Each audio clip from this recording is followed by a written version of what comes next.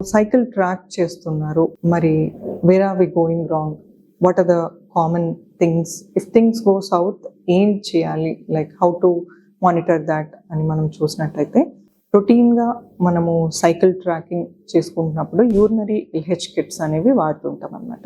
So ఈ urinary LH kit testing మనకు workout అవ్వట్లేదు అన్నప్పుడు what are the other options అని మనం చూసినట్టయితే, ఫాలిక్యులర్ మానిటరింగ్ అంటే అల్ట్రాసౌండ్ గైడెన్స్ ద్వారా మనకు ఫాలికల్ అనేది గ్రో అవుతుందా లేదా, దాంతోపాటు ఎండోమెట్రియల్ థిక్నెస్ కూడా ఎలా ఉంది అనేది మానిటర్ చేస్తాం అన్నమాట.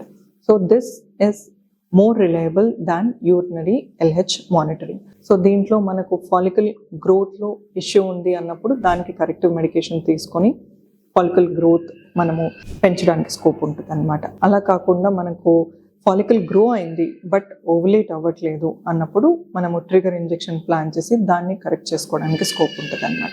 ఇలా కాకుండా ఎండోమెట్రియల్ థిక్నెస్సే పల్చగా ఉంది అన్నప్పుడు మనం ఫాలికల్ సైజ్ని బట్టి వీళ్ళకి ఎండోమెట్రియం కోసం మెడికేషన్ ఇవ్వడం జరుగుతుంది అన్నమాట. So if you are doing cycle tracking and it's not working out for you, the next best option will be to go with follicular monitoring by ultrasound. Thank you.